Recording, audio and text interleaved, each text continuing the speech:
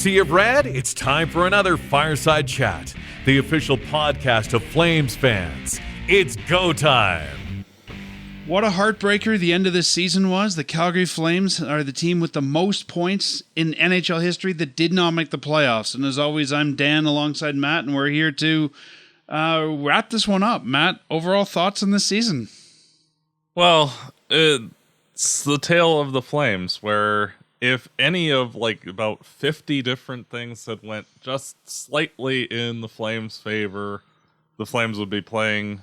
They would have played game one yesterday against the Winnipeg Jets, but things conspired in all sorts of ways just to prevent the Flames from crossing that threshold, including many late game comebacks from other teams, both who we're facing and who we were chasing.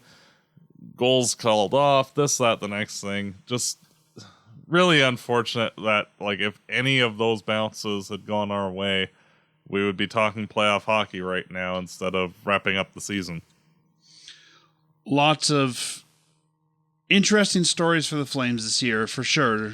But, I think in the end, the Flames got what they deserved. They blew some leads. They were one of the lowest scoring teams in the league. As much as it would have been fun and neat as a Flames fan, they didn't. I don't think when you look at the teams that are in there, they didn't deserve these playoffs. No, and realistically, the only team that is basically on par with the Flames is the Minnesota Wild, who did make it. If we had swapped out for them, say them not coming back to tie the last game of their season with 20 seconds left, it would have been perfect. Would have made perfect sense, but just too little, too late on the Flames' part, and not much you can do. You can do everything pretty much right and still not quite get in. And the Flames, to their credit, went on an unbelievable run over their last 20 games to really push their way into the conversation, and it just fell 1 point short. I'm reminded of the chorus from the old Linkin Park song, "In the End." I tried so hard and got so far, but in the end, it doesn't even matter. I had to fall to lose it all, but in the end, it doesn't even matter. Mm-hmm. All right, well, let's recap the last three games of the season. The Flames went to Anaheim to take on they went to San Jose to take on the Sharks. I was looking at the wrong week. Yep. And ended up winning 5-3, a game they had to win. Sharon Govich scored twice for the Flames, which moved them 2 points back of St. Louis for this one. This was, I guess, what I expected from the Flames and the Sharks. The Flames looked like a team that was hungry. The Flames looked like a team that needed to make the playoffs. The Sharks looked like the Sharks. Yeah, and to the Sharks' credit, they ran the table in the first 5 minutes. I think they outshot the Flames 13-1 in the first 5 minutes. Got a 1-0 lead. Capitalized on their only chance in the second period to make it a tie game, and then Calgary just ran over them in the third period, like what happened to San Jose pretty much every game. That's a good way to put it, yeah. The Flames then came home for what should have been their last game of the regularly scheduled regular season to take on the Vegas Golden Knights. This was a do-or-die game for the Flames, and even before this one was over, they were out, which is kind of weird. You were in when you started, out by the time you lost. The Flames ended up winning 5-4. This was a shootout for the Flames, and I would say a fun game. This looked to me like two teams that wanted it. Two teams. I mean, Vegas didn't ice the whole roster, and I think because of that, the Flames in the first little bit of the game looked like the better team. They came out, I thought, after that Frost goal. They looked like they really wanted this one. They looked like they were the better team on the ice, and then I'd say midway got through down 3-1. Yeah, midway through the second. I mean, they were down 3-1, but then midway through the second, they just kind of, I don't know, they lost their grip on the game. They looked like they wanted it, but Vegas looked like a better team, and they got down 3-1 and ended up winning in the end, but that's a tough win. Yeah, well, and I feel like the team, because they would have found out in the second intermission that their playoff hopes were dashed, that they wanted to go out on a high, and they threw the gauntlet down in the third period. I mean, Wolf went into beast mode in that third period and in the shootout. Yes. And, that's all you can ask from the players. It's not their fault that, Anaheim choked the lead with 20 seconds left. And, better to leave with your head held high, as I say. Yeah, I think that's a good way to put it for sure. There was, it was a fun game to watch. I was there in the Dome. It was a fun game to watch. I thought it was a good effort from the Flames, all things considered. But even with their top players out, Vegas just looked like the better team. And then the Flames had to play what wasn't supposed to be the last game of the season, but is the makeup game for the one that was canceled against the Kings because of the fires. They went to LA, ended up winning this one 5-1 against the Kings. The Flames had 4 players making their NHL debut in this one. Parekh, Morton, Sunayev, and Brustevich all making their debut. And for the first time since 2003, with the Hurricanes, 2 players scoring in their debut at the same time was pretty interesting. So the Flames sat out Anderson, Huberdeau, Rooney, Bean, Hanley, Zari, and Pospisil to make this happen. And it was nice to see some of the young guys in the lineup here. Yeah, and it's the first time that the Flames have ever had 4 players making their NHL debut in the same game. And not since Thomas Kirka and Mike Zigomanis with the Hurricanes in 2003 did 2 players score in their NHL debut, which is a fun little stat. Parekh and Morton definitely were very excited when they found the back of the net in the third period. I was reading after the game that the young guys had to go to Backlund. So how are we going to handle the rookie lap here with 4 of us?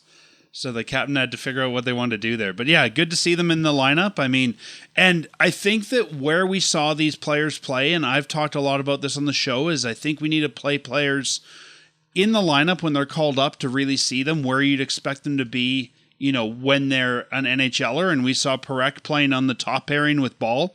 I think, Parekh is going to be in your top 4. We saw Sunayev on the first line with Kadri and Klapka.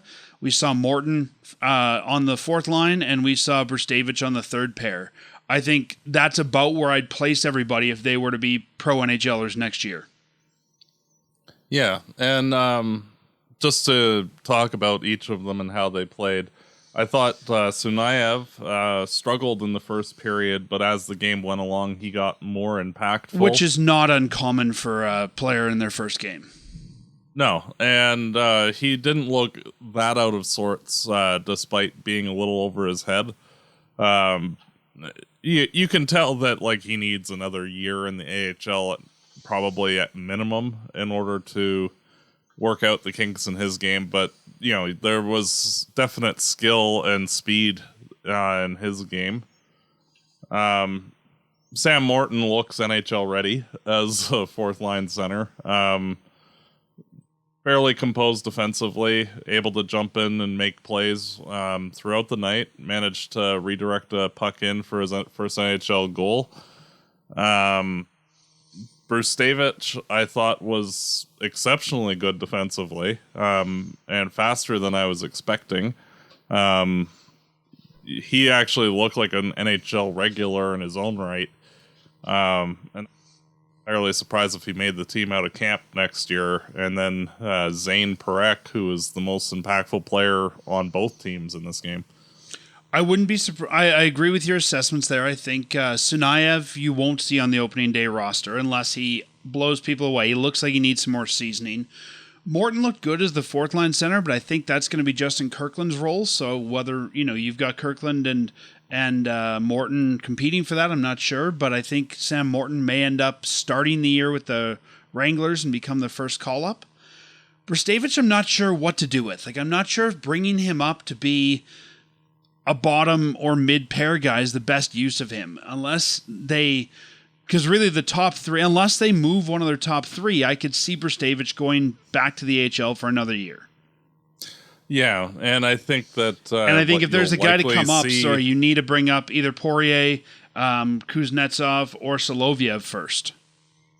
Well, and it depends on exactly what players that you might be shedding from your blue line as well. And I think, like, if, say, just because of the hypothetical of trading Rasmus Anderson comes to fruition, then having a more offensive guy like Bruce Davidge makes more sense to come in and sort of take his role on the team.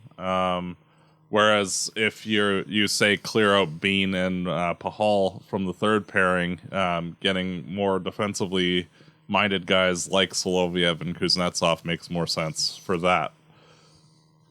Yeah, I think a lot of that's going to depend on what the roster looks like come, end of training camp. For sure. More than we can pick now. And as much as we think that, we want to see the young players in the Calgary Flames roster, we have to remember that a big part of the development of this and the rebuild of this is making sure that we're developing these guys. And sometimes the better way to develop them is in the American Hockey League. I mean, it's a developmental league. So, it's not like back when the team was in Stockton and you couldn't see these guys. If you want to, I think a lot of times we need to send them to the AHL. Let them, play first line minutes in the A as opposed to, bottom minutes in the NHL. And if you want to go see them, buy a ticket or get a Flow Hockey subscription and watch it at home. But, we got to remember that not everybody can wear the Flames jersey every year. No, but it is nice to see players that, like, when given the opportunity, sees it fairly well. And whether it's a guy like Klapka who really emerged as the season went on, or a guy who's making his NHL debut like Bruce Davidge and really like, hey, I'm actually pretty damn close to being here full time. It just gives the front office a lot to think about in the off season and perhaps make moves that they might not have otherwise. Because, hey, this guy is actually really close. And, like if there was nobody pushing on the door, the likelihood that the Flames would keep an Anderson would be higher. But with guys like Parekh and Bruce Davidge, plus all the other guys that you listed knocking on the door, like it does make for some interesting conversations over the offseason. It will for sure. Well, with that, the Calgary Flames finished their season at 82 games with 41 wins, 27 losses, 14 overtime losses for a total of 96 points, which ties them for St. Louis, the team that is, I guess, last in the West. And yeah, that's sad. It feels even worse to say, hey, we tied with them, but we're out. But that's the way that the tiebreakers work. I know. And then you look at the East, and Montreal had 91 points, and New Jersey had 93. And like New Jersey didn't even get one of the wild card spots; they got one of the divisional spots, and we're 3 points better than them. And it's like that really sucks. It does, but that's the way the league works.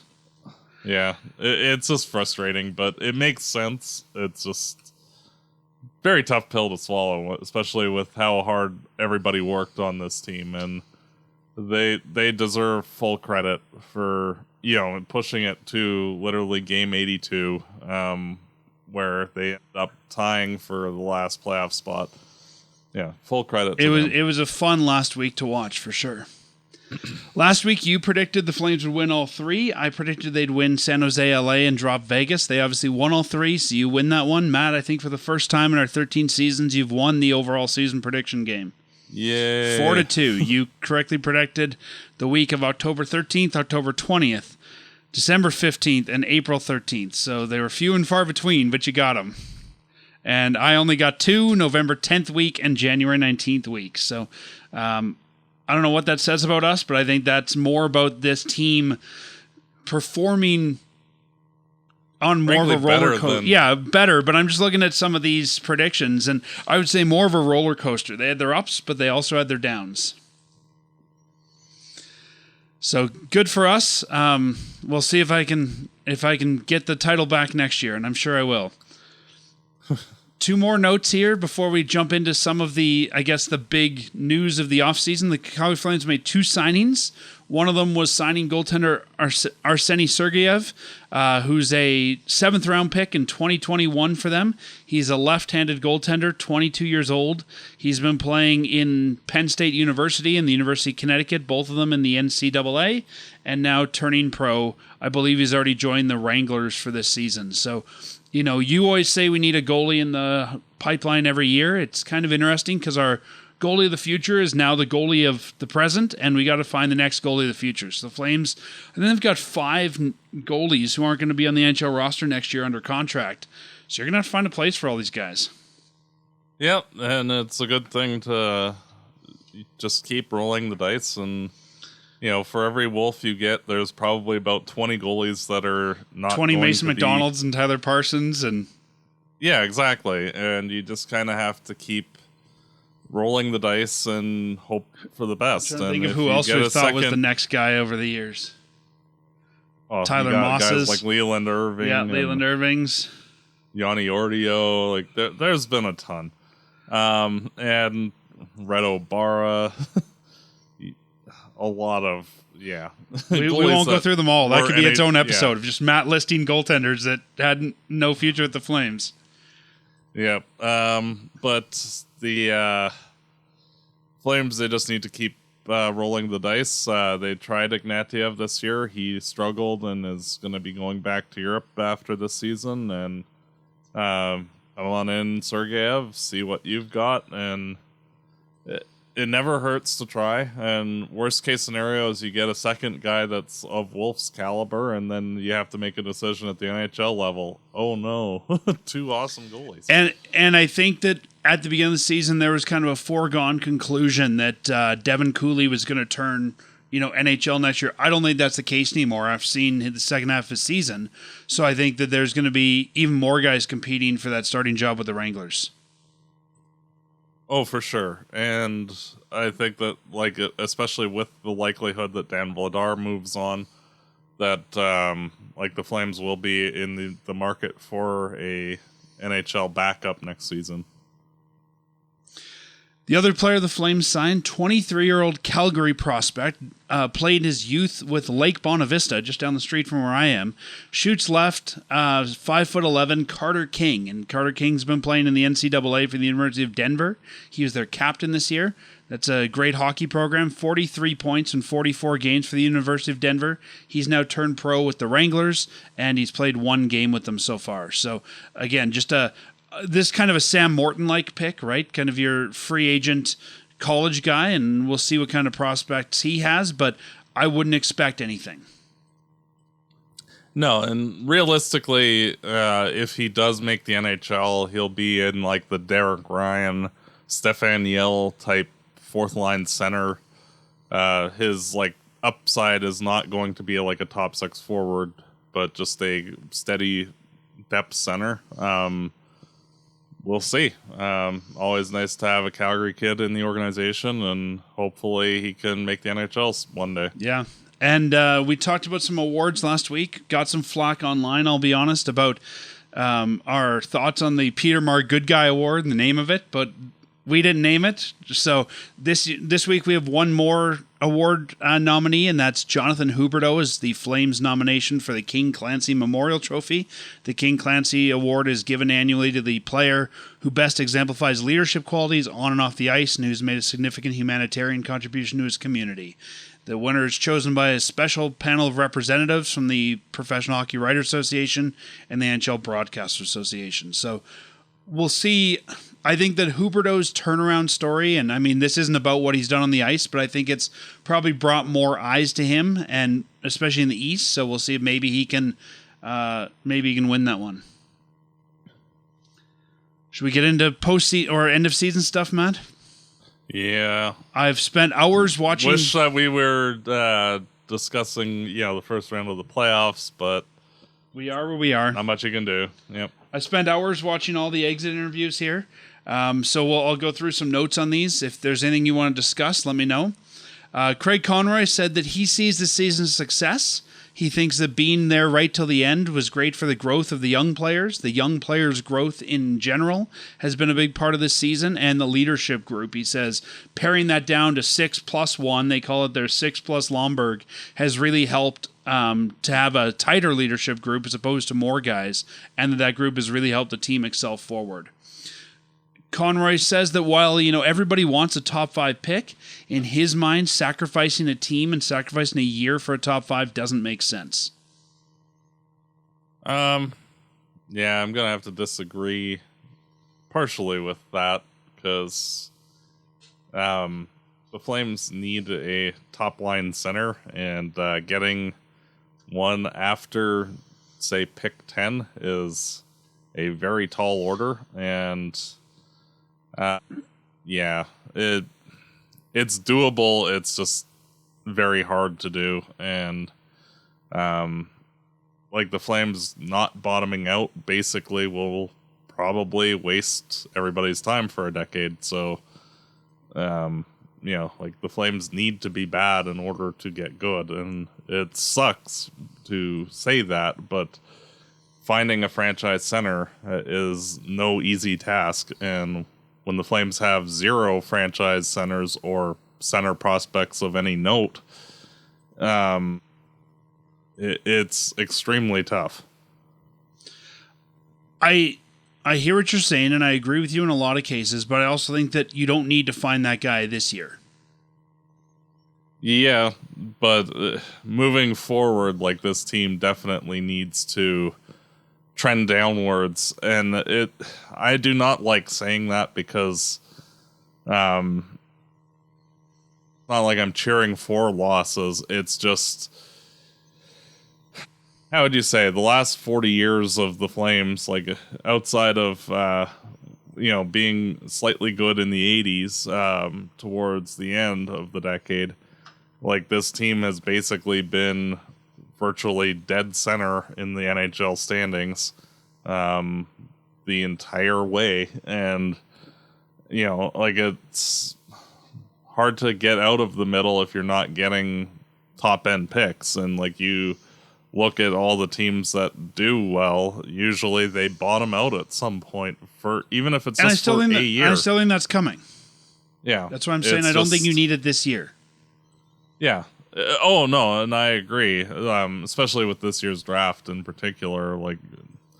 It's not as important this year, but especially in the years to come, the Flames would be kind of putting themselves back a bit if they don't get a franchise center at some point.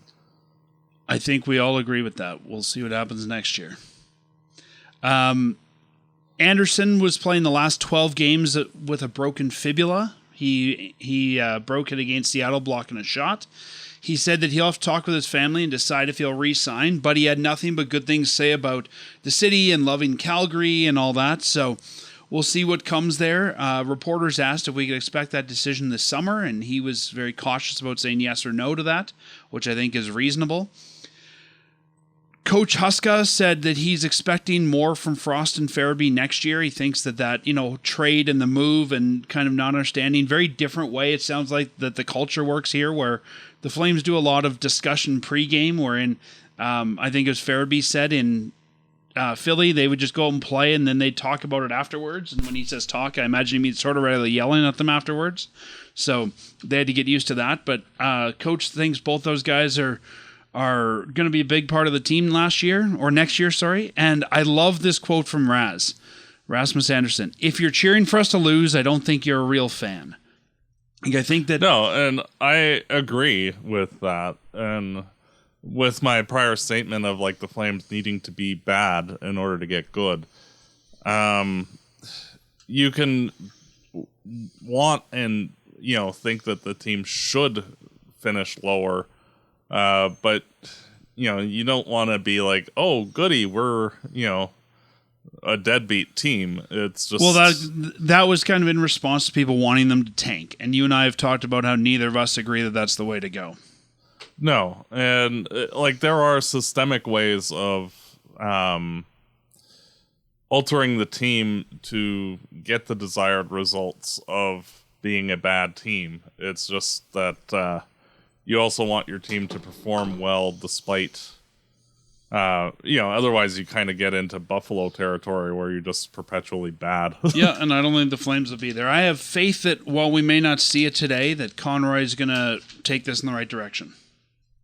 And then another injury that came out of this, Dustin Wolf has had a sore back all season, carrying the entire roster on it. I imagine my back would be sore too if I had 20 guys riding on it. Oh, just call him Atlas. That's right. Yeah. So he's got a sore back, hopefully. It sounds like he's not going to the Worlds, probably because he has to rest his back. A lot of the Flames said that they haven't decided on Worlds yet. I think Anderson said he will go. Vladar said he will go. Matt, you noted that Zane Parekh is going. Good enough for the men's team, but not good enough for the junior team, huh? Well, I mean, there's that old interesting. Britney Spears song, "Not a Girl, Not Yet a Woman." Maybe that's kind of like Zane Parekh, right? He's not a boy, not yet a man, but close enough to being a man. We'll round up. That was always a Brad Treliving thing, right? As he talked about, you and I would go to rookie camp every year, and he'd talk a lot about men and boys and the makeup of their bodies and that sort of thing, and how these guys needed to bulk up before they joined a men's league. Yep. And it'll be interesting to see what Parekh looks like playing in that environment, because he is a very small guy. I mean, he has nothing to prove at the OHL level, but it'll be interesting to see how he looks against pros. Mm-hmm. So those are kind of the interesting points I wanted to call out from the exit interviews. If anyone's interested in watching them, you can go to the Flames website or YouTube, and they have hours of exit interviews you can watch with almost everybody. No surprises this year. I think everything that was said we kind of expected, so nothing in there surprised me. Matt, we've got some free agents coming up, though, so as we look ahead to the offseason, let's go through this list of free agents, see who we think might come and might go. Yep. First one is Anthony Mantha. Got hurt mid-season. Yeah, I think that Mantha is going to, all he is going to get next offseason is a professional tryout from somebody. He came here to get a show-me deal and didn't even get to show. No, because he got hurt right away, and it just sucks for him. But I think that he will probably get a tryout with some team, but I don't see any need for that here.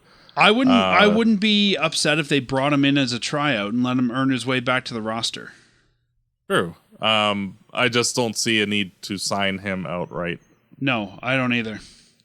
Morgan Frost, restricted free agent. He's making $2.1 million this year. What do you think the next contract looks like?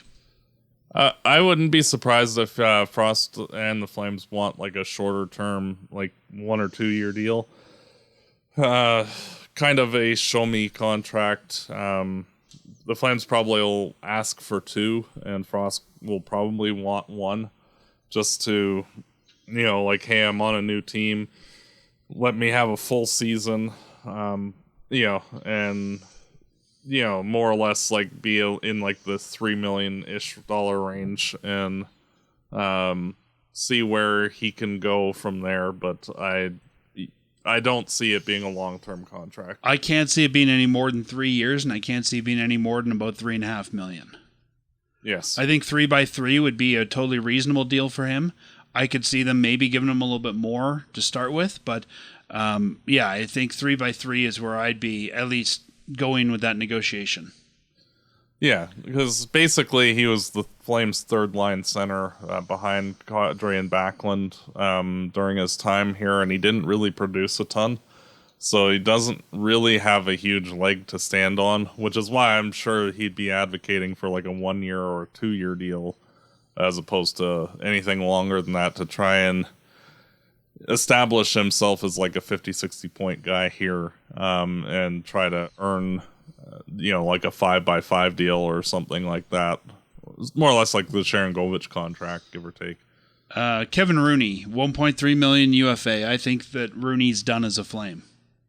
Yeah, he filled the role of being an adequate fourth-line center, but whether it's a guy like Sam Morton coming in and playing full-time or you sign Kirkland. a better version of Kevin Rooney, I think Kirkland, too, will be a professional tryout type guy or a 1 year, 2-way deal kind of guy. Because he did kind of come out of nowhere to be good for like that 1 month, and then got hurt. I think you sign him to another year, and then you know, whether it's NHL or AHL, I think, you know, you could probably send him down. Yeah. But Kirkland's a guy, I think, especially considering he's an award nominee for the Flames, I think they'll want him around here. But I think between Kirkland, Morton, a few other guys that are down on the farm, you know, I think that you need that fourth line center spot opened up for a call-up. Mm-hmm. Matt Coronado finishing up his entry-level deal at $925,000 a year. He's a restricted free agent. This is a guy that should get paid. What do you think we see? Well, if it was me, what I would do is do like an 8x6, 8 year, $6 million. Try to buy as much time of his, you know, like realistically right now he's like a $4 million player. So the thought is by stretching it out is like you kind of get paid what you are now and, you know, average it out over the type of contract, like where you're an $8-9 million player, you know, in years 7 and 8 type of thing. My only worry with that is he had a great season this year. He didn't look great last year. Is he going to continue to be a good NHLer? And I don't know if I want to do 8 years right away for that reason. And that's perfectly valid. How would you say I'm a little bit more leaning towards keeping any guys that show higher end skill, especially after the whole Kachuk debacle, you know, and try to avoid those kind of situations where, you know, guys are walking to UFA at 25 because of mismanaging. I mean, he's 22. I think you could easily buy him into his mid-20s. I'd probably go 5 years on Coronado. I don't even know if he'd want to go 8 years. Like, you don't know how much money you'd be leaving on the table as a young player with the cap going up. I can't see his management wanting to do that. I think 4 or 5 years is where this one ends up, and I think you're probably looking, if Sharon Govich is making 5.7, I think you'd probably see this guy about 5.5 to 6.5 million. We'll see. But I think that both of us agree that like it should be a longer term contract for Coronado. For sure. Yeah, I agree. I don't know what the money's going to be. I mean, the Flames have money to spend, but I also don't want them to just throw it out there. Mm-hmm. Connor Zary also coming off his entry level. He's making $863,000 this year. RFA, what do you think? This one's tougher like for me. 2 or 3 year deal at like $2 million. I don't think that's, you know, and it's going to be sounding quite harsh. I do not think Zary showed himself to be a top 6 forward this season. There was glimpses of it before he got hurt the first time. But like there was absolutely no consistency in his game throughout the whole season, and to be blunt, you know, he needs to be better. And the skill is there; it's just the consistency isn't. And I know the lingering effects of leg injuries, like what Sharon Govich went with after Zary got hurt in January, but you know, you also need, it's a results-oriented league, and, you know, you can't be paid like a top 6 forward if you're performing that suspectly for most of the season. I think that he needs to show, I think he's definitely a guy I want to keep around. I think he's definitely got some potential. He's only same here. 23, but I don't think, like Coronado, you want him here necessarily for long-term right now. Injuries have always been a big, you know, question mark with him. I think 2 years, and I probably wouldn't go more than about $2.5 million for those. Yeah, I would basically walk him to 1 year away from UFA with his RFA deal at a sizable bump, but not ridiculous. And, you know, evaluate before he's set to be UFA whether or not he's a long-term piece for this team or somebody you just move on from. Justin Kirkland making $775,000 this year, and UFA, I think you re-sign him. I think you get him for less than $1 million on a 1 year deal and see what he can do. Yeah, what I would do is pay him like an NHL salary as a two-way player. So like his AHL contract is like $700,000 or whatever, and bring him back so that way if he doesn't play in the NHL, he's still getting paid like an NHL player, to incentivize him to be here and let her rip. Yeah, I think just because he got hurt so early, he deserves another look. I agree. Adam Klapka, restricted free agent, $775,000. I think Klapper comes back. I think he makes the team out of camp next year. I think you're probably looking 2-3 years at about $1.5 million, $1.75 million. Yep. I would probably try to get as many years as possible. But yeah, I think... I mean, he's not the kind of guy you're doing a 6-year deal with. No, but like say like a 3-year deal at like 1.5, 1.4, 1.75 even. Lomberg's making for one more year after this. I think while they're probably going to be on the same line, Lomberg brings more intangibles, so I don't think you can go as high as 2. So I think, yeah, about $1.5 million, $1.75 million would be fine for him. Yep. And then another guy that we saw in the last game for the Flames, Dryden Hunt, who's been up and down. He's 29. UFA, I think that Hunt moves on from the Flames. I agree. And it's one of those, like, if he's back, that's fine. You can get another Dryden Hunt level player as a AHL, NHL tweener in UFA. There are always a handful of those type of guys. So whether we keep Hunt or get an equivalent, yeah, sure, whatever. I think if Hunt is at that age at 29 where, you know what, if you're not making the NHL, you're probably a career AHLer, and I think there's probably some team out there that might give him a 13th forward position. I'd probably move towards that, but we know he likes Calgary. I think he grew up partially in Calgary. He's from Cranbrook. But if he just wants to stay in the area, sort of like Sutter's kid, right? When they brought him in just because he wanted to play near home, near the family, fine. But I think you've got to know that this is going to be an AHL assignment. Mm-hmm. And then on the back end, Tyson Barrie. I forgot he was a Flame. $1.25 million, he's gone. Yep. Unless, I mean, the Flames do like to have a veteran in the AHL. We saw that this year. They brought in Tenorti. If he really wanted that, sure, but I don't think that's what he's looking for at 33. I think he's probably going to hang him up. Yeah, I would be somewhat surprised if he was back in any way, shape, or form. The foot speed just isn't there, and that game against Toronto where he kind of got exposed badly by the Maple Leafs put the writing on the wall that, yeah, his NHL days are done.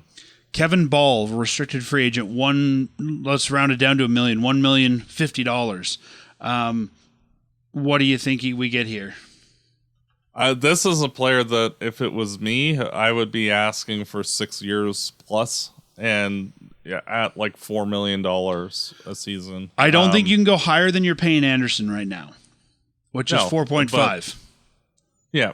And I think having him locked in for, like the rest of the decade, basically, and into the 2030s, at $6 million or $4 million a year, I think is fair on both sides. And I think just locking him in to the roster, because how'd you say, offensively, the upside is not there, but his defensive ability certainly is emerging, and he is looking more and more like the feisty 6'7" player that he should be, and we'll see. For me, I would err on the going a little bit longer on his contract just to buy some UFA years.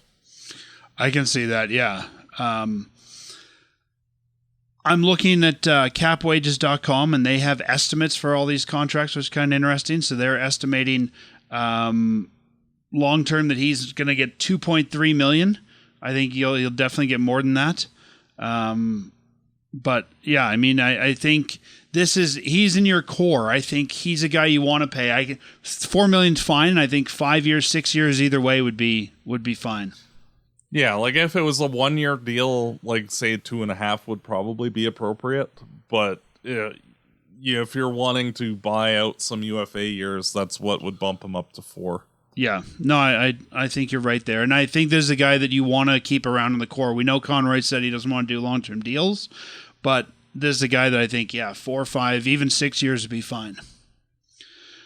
Joel Hanley, $787,000. He's 33 years old. Does he come back as a Flame?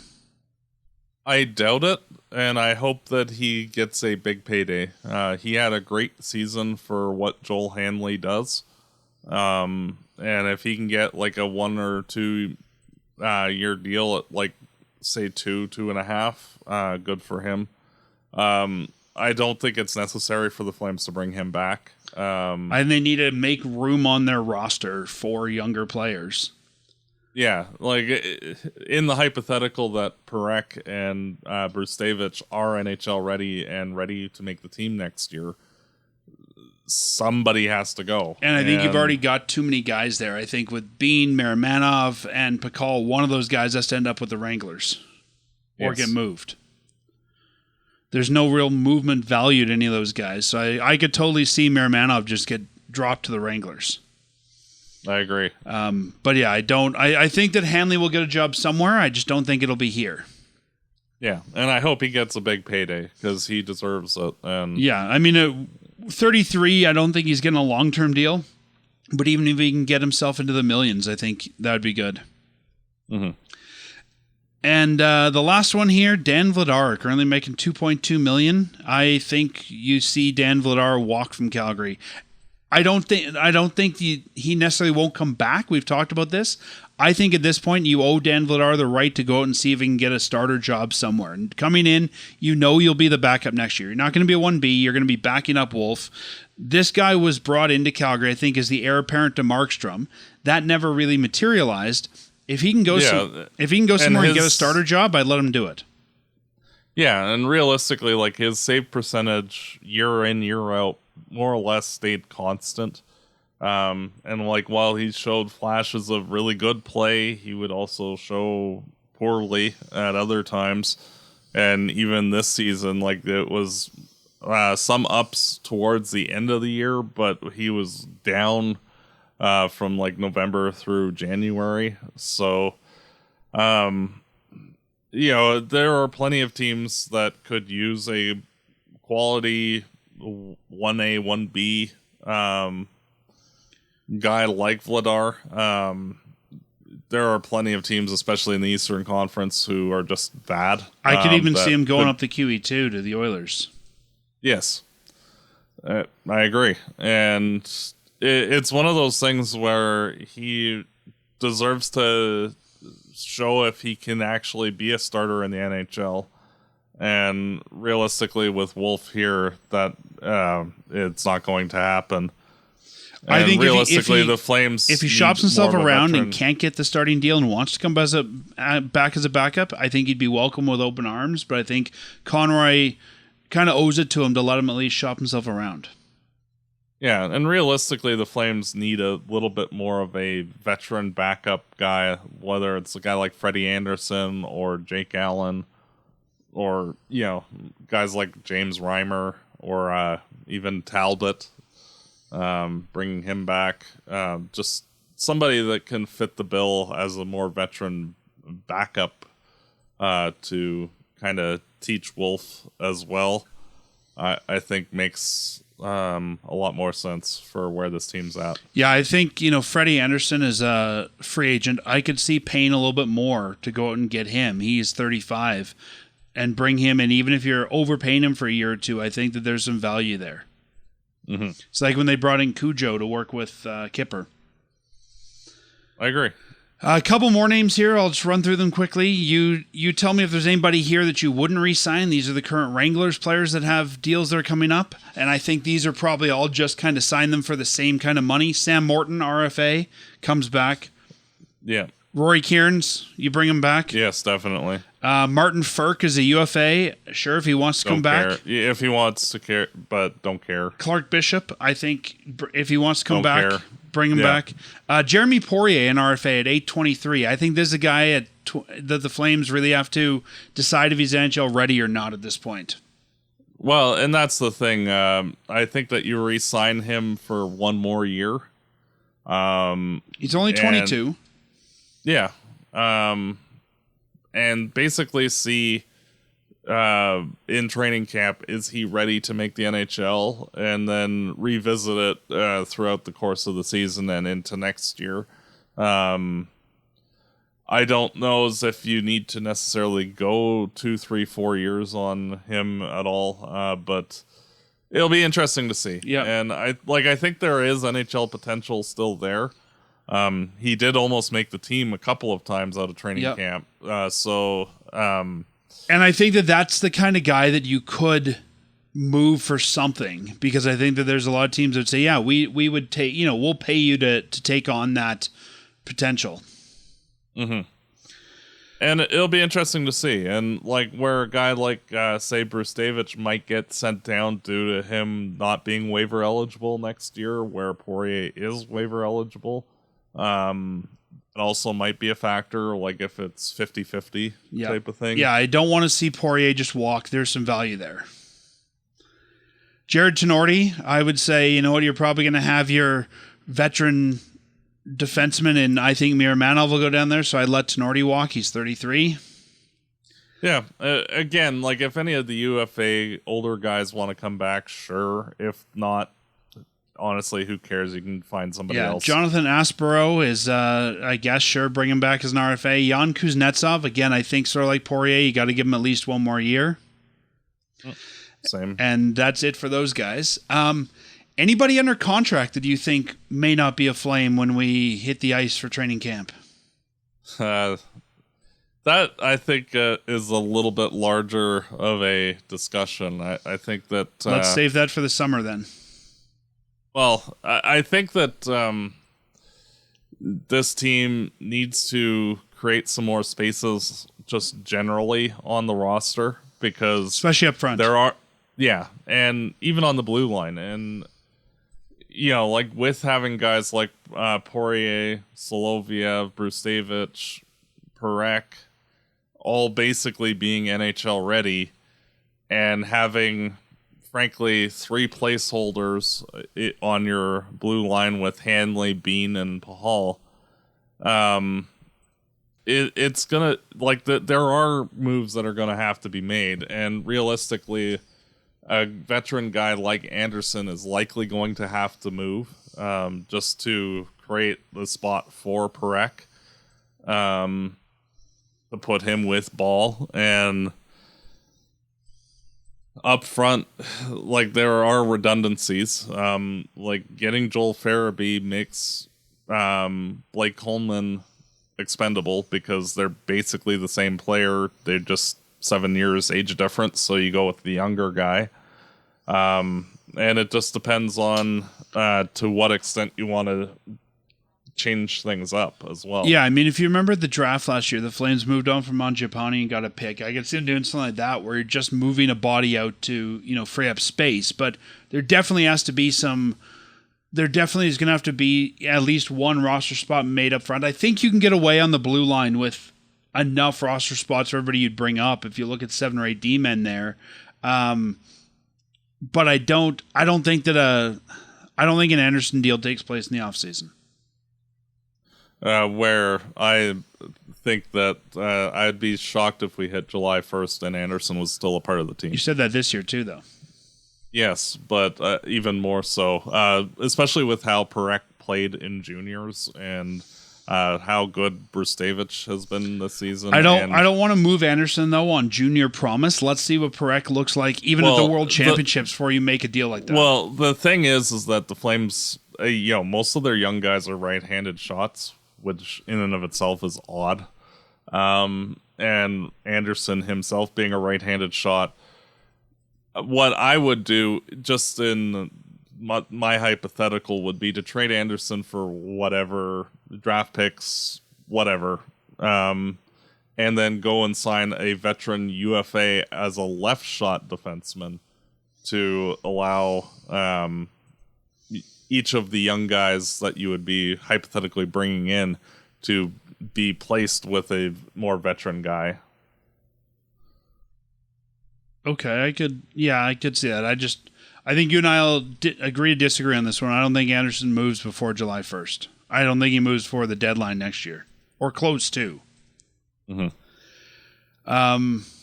Yeah, I agree with you about Coleman. I think that Farabee and Coleman could take the same spot. The only issue I have, if you move out both Coleman and you move out Anderson, you're getting rid of, two of the six that are in their, what they're calling their leadership group this year. Is that too much to get rid of in one offseason? The players that are going to have to grow into the leadership roles, the various young players, you can't have guys that are just good leaders on this team. And, they can impart their lessons on whichever of the young players, whether it's Coronado, Zari, Klapka, Perek, whatever. But, if the young players don't take up the mantle from the veteran guys, then it's not going to stick anyway. And that's why I'm not advocating personally to trade Huberdeau, trade Kadri, trade Uyghur, where if the Flames were wanting a top 5 pick, you could do those things. But and I think keeping certain players around, those three plus Backlund, still keeps enough of that veteran group. And I would target specific UFAs that have leadership qualities as well. I just think that the Flames need to frankly create some spots upper in the lineup, both on the forward ranks and the blue line, for young players to come in and seize those spots. Whether it's a guy like Hanzik or Stromgren coming into the NHL, being able to play in the NHL, or guys like Zari, Klapka, Coronado, Perek, getting more of an opportunity to make this their team and take the lessons from the veterans and run with it. Because realistically, say 3 years from now, Backlund's not going to be here, Kadri's not going to be here, Huberdeau's pretty much on the end of his contract, Uyghur is pretty much on the end of his contract, and if none of the young players can take the lessons from that leadership group, their presence is not going to make a damn bit of difference. And it's one thing to have good leaders, but you also need to have good fundamentals around the team to carry on that attitude as well. And as you mentioned, there's ways that you can sort of not want to lose, but put yourself in a position to maybe be in those, lower draft picks. And this is one of those ways, right? If you move on from those guys, you probably will end up struggling a little bit. And that might be okay, depending on what you think the future of this team needs to be. Exactly. And everything basically went right for this team this year. This is pretty much the first time since 2003, 2004 that we saw the team all pulling in the same direction at the same time with each other. And, that is something that you would want to continue. But the players that you want that part to continue with are the guys like Coronado and Klapka and Zari and, guys to come up, whether it's like Hanzik or Stromgren or, any of those guys. They need to buy in as well. And, this team needs to be fast. And, it's gotten quicker than it has been in a number of years, but that's one thing that coach mentioned in the end of year interviews is the speed.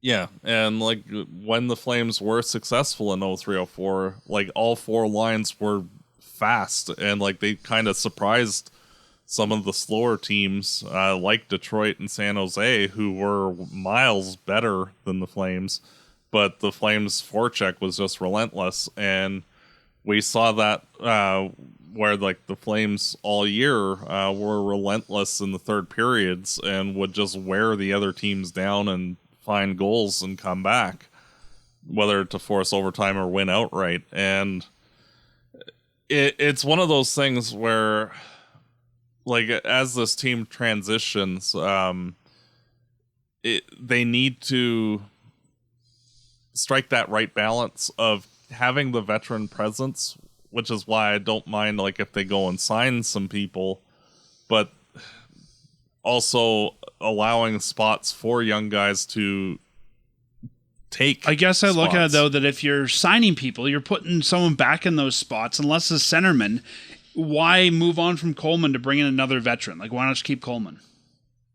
Well, and that's the specifically like if you say trade Coleman, what I would be doing is trying to go and find a center to be like your third, fourth line center, and basically have Backlund and new guy being the third, fourth line guys, with Frost getting the opportunity to be the number 2C, with Kadri being the first line center. Because most of the Flames' young guys are wingers anyway, allowing guys to drift up naturally due to spots being open. And if the Flames had good center prospects, I would probably be just saying, well, just trade Coleman and leave the spot blank. But I think that more or less being able to get a good leader in via UFA to fill a temporary need for this team while accomplishing the goal of moving out a veteran player is definitely doable. We'll see. I think, I mean, you've been more, I think, in the favor than I have over the last little bit of moving a lot of these veterans. I remember we had that discussion before the trade deadline, and I think there's maybe a discussion to have, not necessarily now, but looking closer to the draft or July 1st.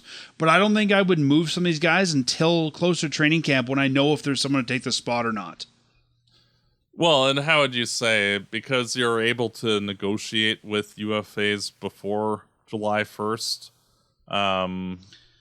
I mean internally, though. Like, you know, we saw Honzig and he didn't look great. Do we force him in the lineup, or do we force a spot there? Or do we say, you know what, if he looks good at camp, we'll make the spot? Well, it's also one of those things where like the Flames do have a ton of young wingers, whether it's guys like Kieran's, whether it's Stromgren, Honzig, Battaglia, who's been, and there is, well, Battaglia won't be in the Gradin. NHL yet, I don't think.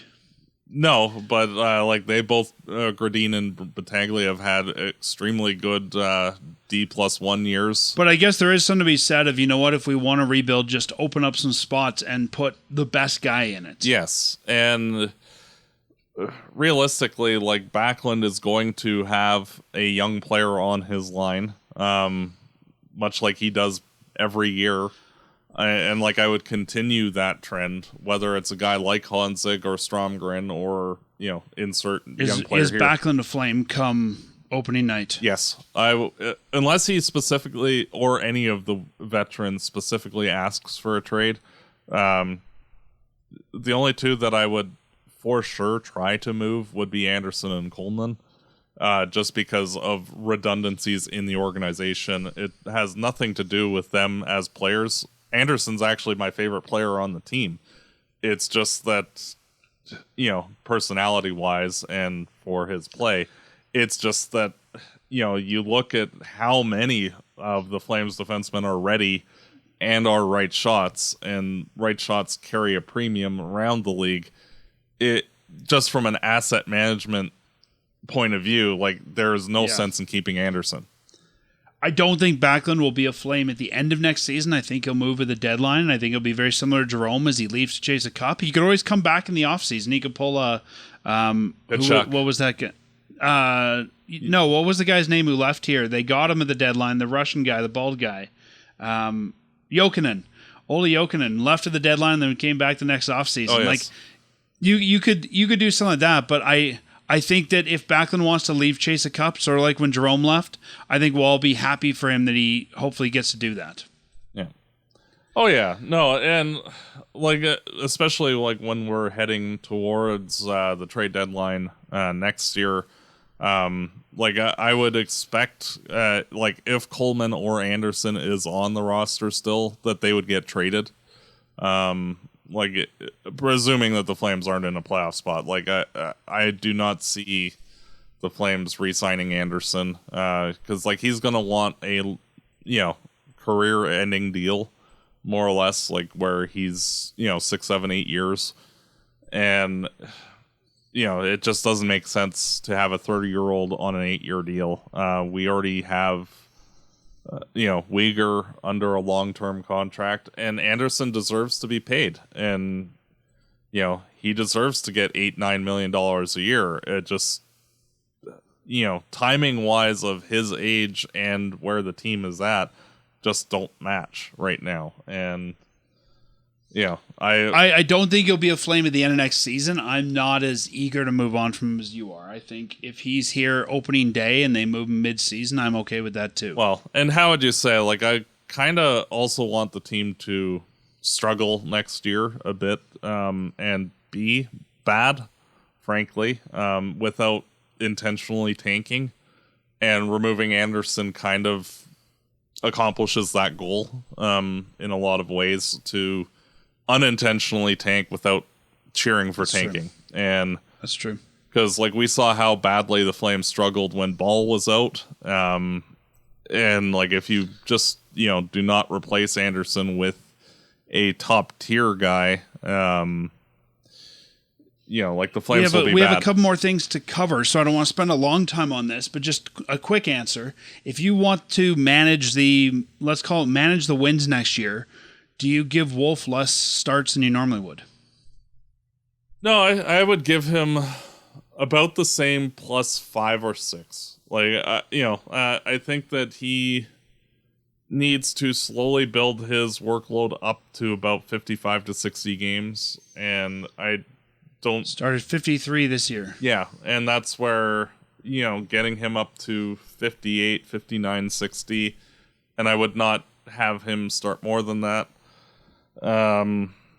It's also important for his development to be able to play a 3 out of 4 workload, and we saw how he struggled down the stretch, and him learning how to be the everyday man for his development.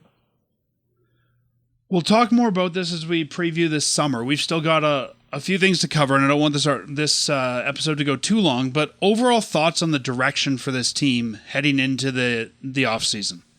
Realistically, I feel that this team should try to, as you say, manage wins. And,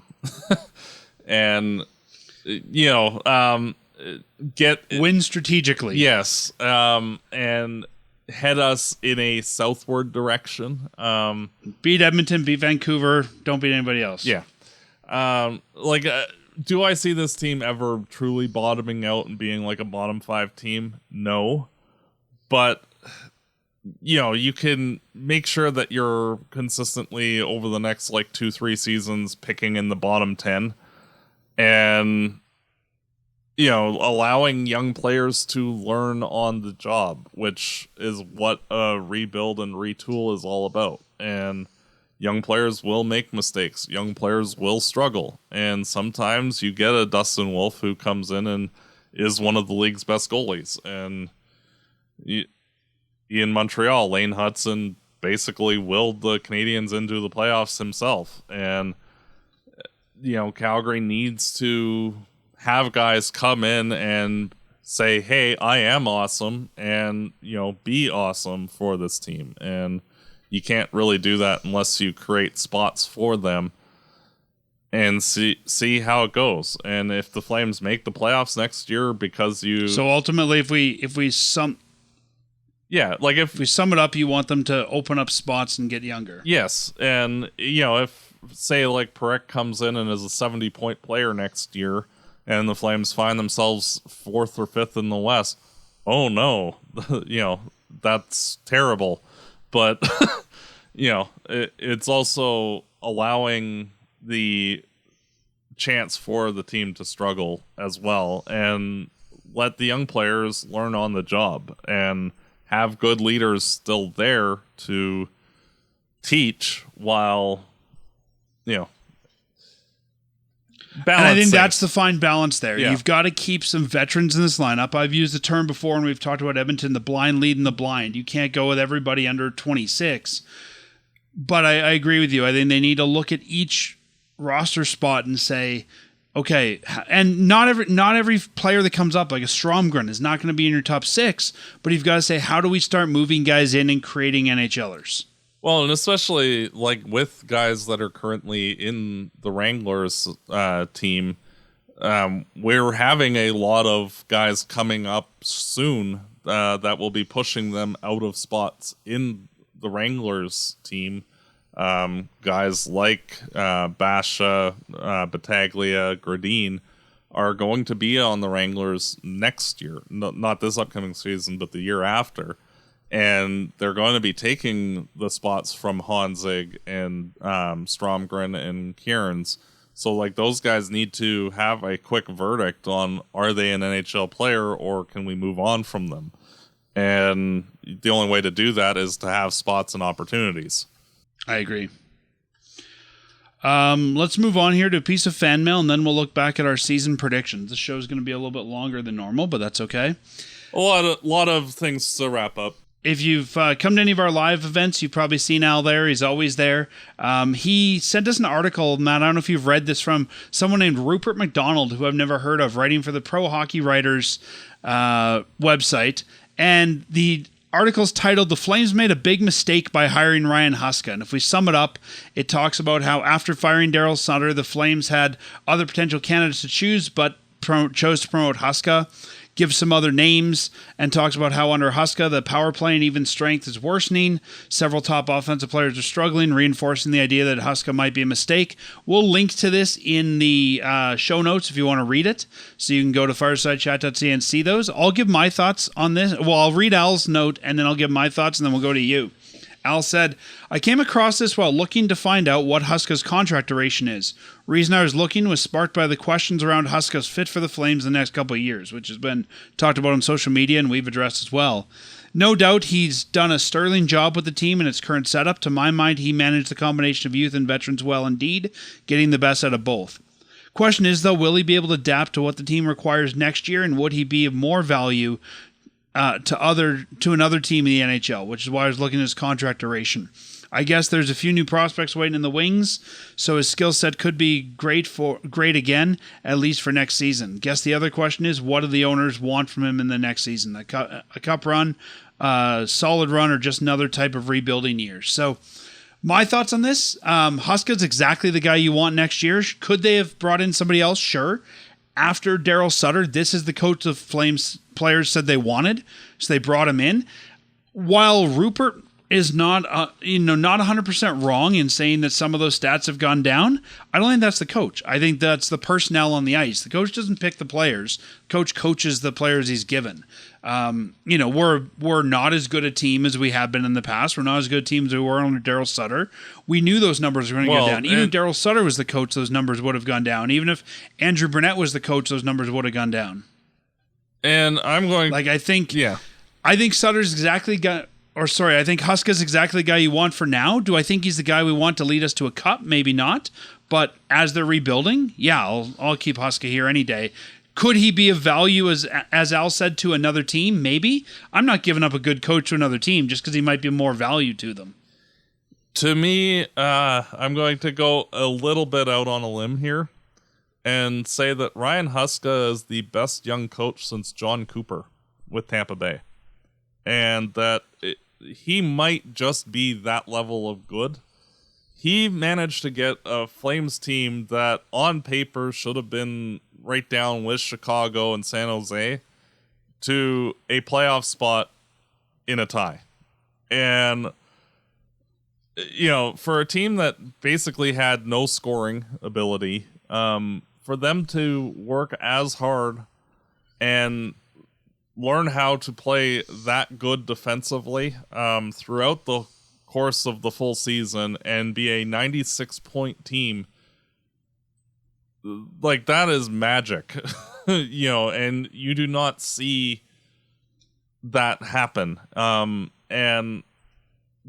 Flames, their 5-on-5 numbers and their power play numbers were bad. they don't have anybody who can score. Like Coronado is the only guy with a top end shot outside of Kadri. That's what I mean. This is a personnel issue, not a coaching issue. Like if the Flames had a Kyle Connor or a new version of Jarome Iginla, they would be awesome. But there's only so much blood you can extract from a stone. They don't have anybody. So it's kind of preposterous to say, oh, well, the coach was bad because they can't score. No, the team's not very good at scoring goals. Like there's a reason why basically everybody picked them to be a bottom 5 team. And, if the Flames can fold in some guys that can score over the next 2, 3, 4 seasons and be a playoff team, I would keep Huska for the indefinite future, because if he can get everybody to play well defensively, whether you're a forward or a defenseman, and then get fold in those scoring players, this team could be a dangerous team in 3-4 seasons. It's just, we have to go through some of the growing pains while we wait. But I definitely would be. Huska's a heck of a development coach. Yeah, of keeping him on board until the Flames, stall out at whatever point. And, if that means that, say we're talking 6, 7, 8 years from now, sure. But, for the indefinite future, Huska's our guy, and he's a great young coach. I think he's the only coach I can remember in a while where we brought in a young guy as a head coach who's actually going to probably stay as a head coach. Like Gulletson went back to assistant coaching. Playfair went back to assistant coaching. I think we've tried to elevate a lot of assistants that didn't really work out. I think Ryan Huska is going to be an NHL coach for many years. Whether it's here or not, I think he'll be around the league. He's got one more year left in his deal. I would not be surprised if we get, that signed in this offseason. But I don't see him go anywhere, and I think the Flames are willing to pay him to stick around if they have to. Will he be here 10 years from now? Probably not, but for right now, I have no problems with Ryan Huska. Yeah, and it's one of those where, we saw it with Tampa and John Cooper, where it took Tampa a number of years for them to really find their game, but then guess what? They were in the conference finals all the time, in the Stanley Cup, and winning the Stanley Cup, and even though he's been there for 10, 15 years, Tampa is still a favorite to win. And it'll be interesting to see as this team develops under Huska. Because the thing that I most noticed was how even the forward group, guys like Klapka, like Coronado, how well they learned how to play on the defensive side. And even Jonathan Huberdeau, with the Florida Panthers being my second favorite team, I've watched Huberdeau since he was drafted. And, he was never good defensively and until this past season. And, he was actually a remarkably good two-way player this year. And having a guy who can teach defense for all players, not just defensemen, effectively, the saying goes, defense wins championships. And if we can find that right balance with him teaching young guys who can score how to play D2, the Flames could be a really good team moving forward. And I think we have to not only credit Huska, but also his group of assistants. And to me, this is the best coaching staff this team has had in a long time. I mean, one head coach can only do so much, but Brad Larson, Dan Lambert, Cale McLean, Trent Cull, Jordan Siglet, Jason LaBarbera, Jamie Pringle. This is, I think, of this staff, you'll probably see a couple of these guys, not just Huska being NHL head coaches. I think it's going to be hard to hold on to Trent Cull for the long term. I think he's probably going to get a job. I think, you might see Brad Larson's already had an NHL head coaching job. I think this is just like we have an upcoming roster. I think this is a really upcoming coaching staff as well. Yep. And try to keep everybody as long as possible, because they did a phenomenal job with what they had. Sure did. All right, Matt, you ready to look back at our predictions? fortunes ahead. We did not do well. We ended up, as we do every year, we made some predictions on what this season would look like and what we thought would come of this. We did these way back before the season started on October 6th is when we started this prediction set. So before the start of the season, let's take a look at these. We'll go through them. Some of them I've already decided a winner or loser. Some of them we can decide together. So, number 1, who, if anyone, produces at more than a point per game pace? Kadri came the closest at 67 points.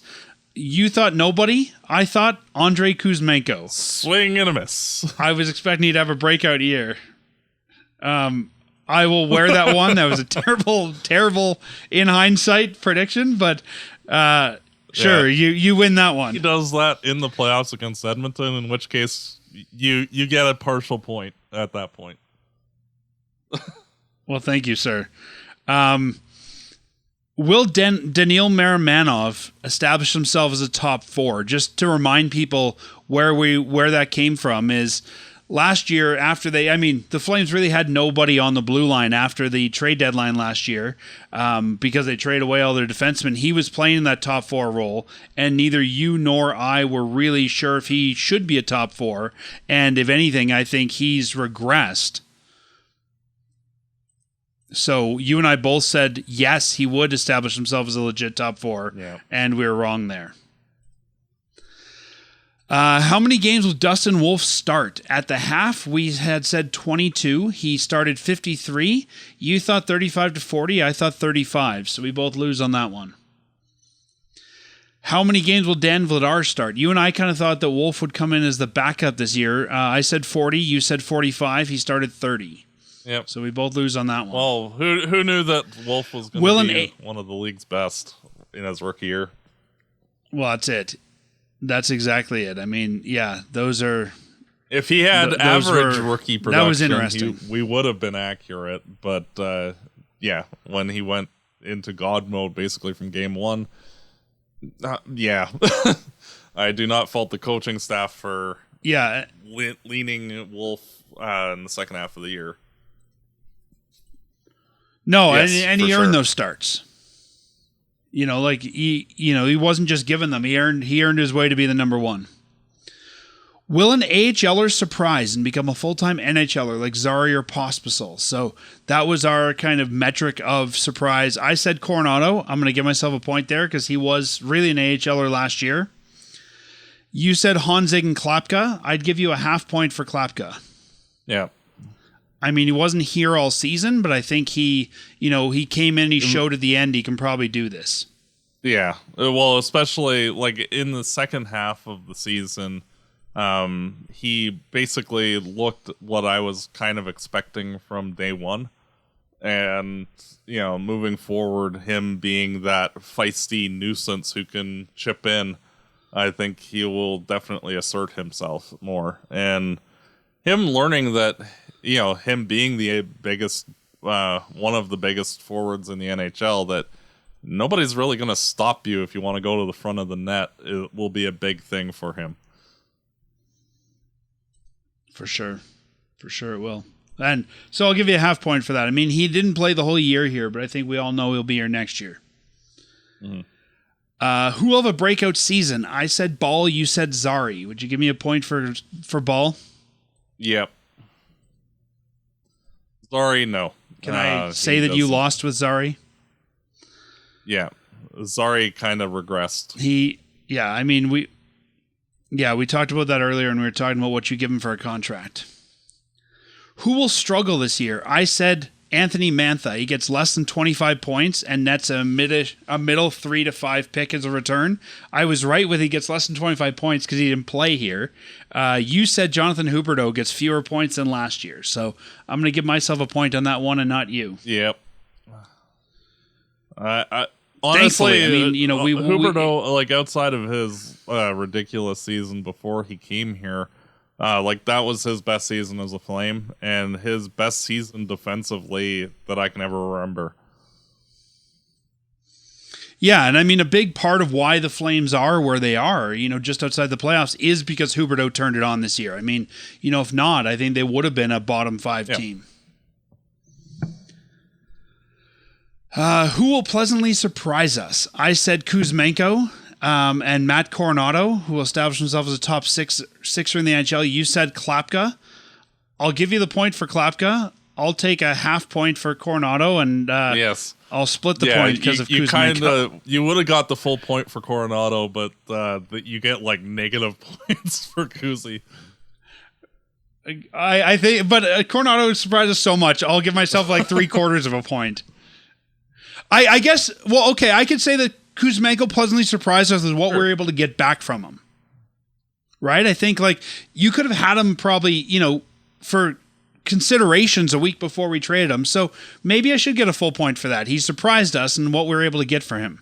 Yeah, I'll give you 3/4 of a point because, if he played well enough, like what you were expecting, then you would have got the full point. But he was terrible until like 2 weeks before that trade, and then the trade redeemed half a point for you on his. All right, I'll take it, Matt.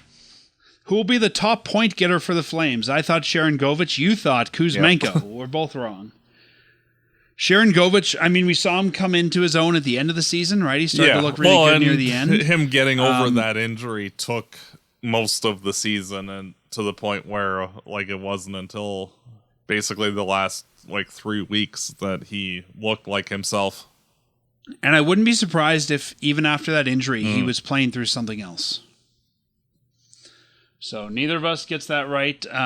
Who'll be the first Flame traded? I said Mantha, you said Barry. Somehow both guys are still on the roster. I think Mantha's on the roster because hurt. There's no value for him. Barry's, I guess, technically still on the roster. He's still paid by the Calgary Sports Entertainment Corporation, but again, there was no value for him. Yeah, and it ended up being Jacob Peltier and Kuzmenko, the only two players dealt by the team. And hey, would make that trade 100 times out of 100. But if I would have asked you, will Peltier be traded? I think both of us probably would have said no. Like especially after he went on waivers and cleared. Like, I honestly at that point, like it would have been like a doofus for doofus AHL trade type of thing, like we saw with Klimchuk getting dealt that one year. Yep. Do the Flames trade Anderson? I said no. You said yes. There's a clear winner there. Anderson's still a Flame. We'll see if we'll talk about that again. If he's still a Flame, that'll be another question. Should he still be a Flame come training camp next year? Do the Flames trade another non-expiring veteran? I said no. You said no. We'll go with, technically they didn't, because I wouldn't say that Poirier was a veteran, and they traded Kuzmenko, but he was expiring. So I'm going to give us both point. A yes for that one. Yeah, Peltier was still. Peltier's not a veteran, though. I think when we talked about it, we were talking about it in context of like Kadri or Coleman or one of those guys. Who will be the first call-up, forward, and defense? The first call-up ended up being Kirkland on the forward. We both said Coronado. We didn't expect him to make the team out of camp. On the back end, you said Brstavich, and he was the last call-up. And I said Soloviev, who was the first call-up. It didn't happen until February because we carried more D than we needed all year. But I guess, a half point for mine, and you get none for yours. But, good for both of us to think Coronado should be here. Do the Flames win the Battle of Alberta? We both said no, and we were both wrong. Flames ended up losing 2-1 to Edmonton. Well, weren't we both right then? Where will the Flames... no. Oh, you're right. Yeah, you're right. My bad. We were both right. They ended up losing, so I got to change that one. Where will the Flames finish in the regular season for the Pacific Division? I said 5th. You said 6th. We're both wrong, but I'll take the wrong. They finished better 4th. Than expected. Yep. So better than we thought they would. Will/should the Flames be a legitimate playoff contender? Should they? No. Were they? Yes. I think we both said no to this one. I think we have to give ourselves X's here. They hung on all year. No. It's not like they surprised at the end with a 12-game winning streak. They were full value. Like there were no games at home this year where the Flames were out of it heading into the game. And, all 41. Literally right down to the end, they were still alive at the start of each game's puck drop. And, remarkable feat for this team. It was. Yeah, I mean, that's one I'm okay to be wrong with. What do the Flames need to do to be successful this year? This is one I hadn't scored us because it depends how you look at that. I said we need to see our young players in the roster establish themselves and progress forward. I'd say I was right with that. I think, especially guys like Wolf, and we definitely Coronado. saw him move forward. I think Coronado. I think he really established progressing himself forward, more but I as think a top 4 defenseman this year. He did. And I think also learning maybe some of these guys weren't who you thought they were. Like, I think, and we can have this discussion another time in depth, but I think even looking at a guy like Popsicle, maybe not what you thought he was based on last year. But and that's honestly, part of the learning. To me, I always viewed him as a 4th line player, and he was a 4th line player for this team. He had a phenomenal year last year, but especially as he's cementing himself as an NHL player, realistically, a good team, Pospisil's not above being a 4th line player. And frankly, Klapka, I think, just in terms of raw offensive skill, has more ability than Pospisil. And if you run those as your 3rd and 4th line left wingers, that's great physical, huge man depth for this team. And another little note about Pospisil, he actually broke the Flames record for most hits in a season. So, I have to give him some acclaim on that one. He did a great job on the physical performance this year by the team. We'll talk more about Postel. I didn't want to go too long today, but we'll talk about him as we move forward towards free agency. But Matt, think about this, and we'll talk about it later, could you move Postel and replace him with Klapka? Yes, technically, but I would... If you're trying to open up some roster spots. I would rather keep both. I don't disagree, but I think we'll talk about it as we get closer to free agency. You said making way for young players to take next steps. I think we definitely had players take next steps. I guess depends on what we mean by making way for them. I mean, we didn't move players out, but I think as players need an opportunity, they were given those opportunities. Kieran's got an opportunity. Peltier did. Wolf got an opportunity, so I'll give us both. That, and even if you look... Yeah, I mean, Frost and Farabee are still young players too, right? They were given spots. So, I think that I'll give us both a point for that one. So what we've learned is October Dan was very high on Andrei Kuzmenko. Well, to be fair, October Andrei Kuzmenko was very high on Andrei Kuzmenko too. That's true. Yeah, I mean, he's finished last season looking really good, and I was expecting great things from him. And we got some good players out of him, so that's a win to me. Exactly. Everything turned out okay. It's kind of like that gif of the guy falling down the stairs and then walking off nonchalantly. That was basically the Andrei Kuzmenko story for this year with the Flames. Everything ended up okay. It just it did not look good going down, but hey, the end result was okay. So a bit of a programming note here. We are finishing our kind of weekly schedule at this point, since there's not going to be a lot of Flame stuff to talk about.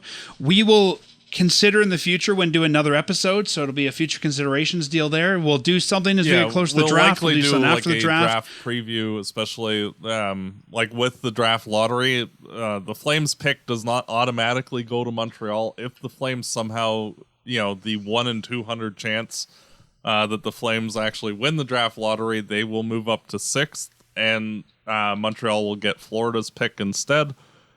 The other 199 chance of that pick number 16 goes to Montreal, and we will get the Florida Panthers draft selection. So one way or another, we'll probably end up picking twice between 18 and 23. So we'll be heavily scouting that and reviewing guys that are available around those two selections. So that way you'll be informed heading into draft day. We'll be doing a live Check draft show social media. probably once again. We'll post on social media once we have all the details, when we're going to be live next, that sort of thing. So keep an eye on us anywhere that you follow us on social media. And if you don't, you can go to firesidechat.ca, and all of our social media is right in the header.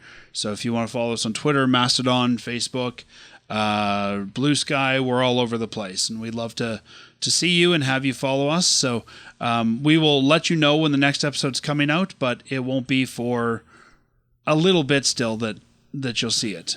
Matt, I think that kind of wraps up for this year. It's been a bizarre season. I think you and I both were just kind of waiting for the shoe to drop and the team to just start not playing well. And they, right through game 82, played exceptionally good all year. And they surprised us, and I think everybody in hockey, frankly. It was a great season by this team. It was the most entertaining season I think that the Flames have had in a long time, just because of their work ethic. And it'll be exciting to see how this team manages the offseason and where they end up next year. I'm expecting things to be relatively quiet until close to the draft. I would not expect any big trades until after the Stanley Cup is awarded. By the way, just as a last minute thing, who do you think is going to come out of each conference based on likely matchups and all that? I don't want to go through all the matchups, but I don't know, this one's tough for me. I think from the West, you'll probably have Dallas as the winner. Or, sorry, Colorado or Dallas. Whoever wins that series goes on. I think it'll be Colorado, but it could be Dallas. I think whoever wins that series wins the West. And on the Eastern side, Florida. Well, you literally picked what my hypothetical finals matchup was going to be, which would be the Avalanche versus the Panthers, and the Colorado Avalanche winning the Stanley Cup. That was what I felt. I don't really see anybody in the East. If Tampa beats Florida, I think you just sub Tampa in the finals instead of I think that either of those two teams is the best from the East, and I think Colorado or Dallas is the best from the West. And I don't see Winnipeg doing very much. I don't see Toronto doing very much, and I think Edmonton loses quietly in round one. And while we're talking about playoff hockey, the Calgary Wranglers made it into the playoffs. They weren't as dominant as they looked at the beginning, but they will be in the playoffs. We don't have dates yet as we record this on the 20th. They're playing their last game today. Check the website, calgarywranglers.com, for playoff dates, but we will get at least one round of playoff hockey here in Calgary this year. All right, Matt, I'll talk to you close to the draft. Yep, and as always, go Flames go. Fireside Chat is hosted by Dan Stevenson, co-hosted by Matt DeBorg. This episode produced and edited by Peter Marino. Fireside Chat is licensed under a Creative Commons license. For full license details, visit firesidechat.ca.